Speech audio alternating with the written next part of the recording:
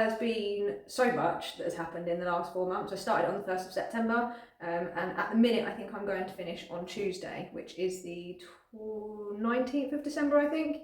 I think it's about 115 days in total, which I always said it was going to be between 100 and 125 days, so very much on target. As a normal thing of life, there's been lots of things that have happened. There's been deaths in the family, there's been numerous funerals, there's been some financial struggles, things where I live, things with the studio have changed. I've had, complications with family, complications with friends and partners, all the normal stuff that happens in life. I've been ill, I've had the complication of having to have surgery and that getting infected.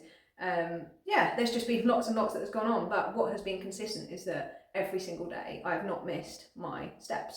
I on average have spent 5 to 6 hours actively stepping every single day. I've pretty much every single day minimum run 20k, but I'd say most days it's probably been closer to like 23, 25k. I've done at least 15 to 20k of walking every day, so my dogs are a lot fitter.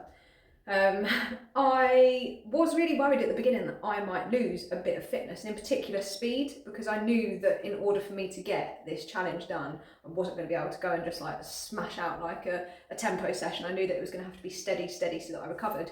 And that is what I've done. But what I am really delighted to be seeing is that actually my speed has increased a lot. I used to do a pyramid session about this time last year, and I remember last year that particular pyramid session I managed to do it in 43 minutes, and I was absolutely ecstatic because I'd done it in 43 minutes, which is the fastest I'd ever done it, and I was knackered after it.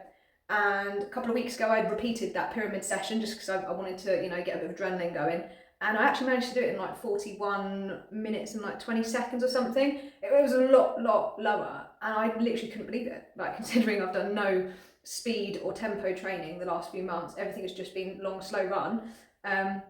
It showed me that there absolutely has been increases in that department. I've had to pay particular attention to my lower body strength conditioning. I haven't been able to work very hard in the gym, purely just because I wasn't able to fatigue my muscles to the level of which I wouldn't be able to run again within the next 6 to 12 hours. But we've managed to, up until now, keep ourselves injury free, which was always a big concern. We've managed to avoid that. Obviously I've had some things like the surgery on my hand, and I've had the normal niggles, bits and bobs, and having EDS, I obviously have had my normal level of pain with things like dislocations, muscle spasm, that sort of stuff. But I've managed it. And I actually think what it has taught me is how to manage all those symptoms even better than before. A secondary concern was that nutrition was going to be an issue, because due to my condition, I have huge issues with malabsorption, and I also have issues with digestion and bloating, etc. Now, being able to fuel 5 to 6 hours of exercise every day takes a lot of calories.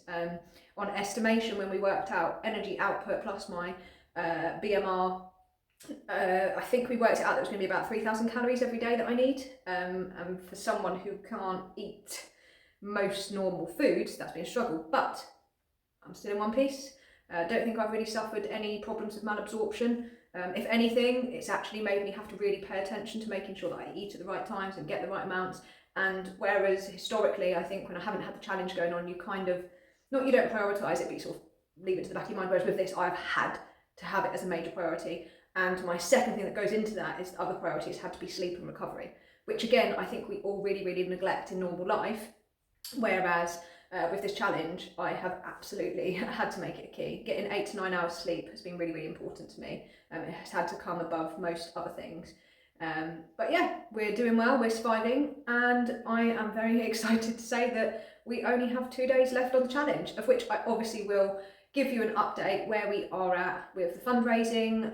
I'm sure I will do a final statement once the challenge is finished. But for now, I just want to thank everyone who has been on this journey with me and helped me along the way.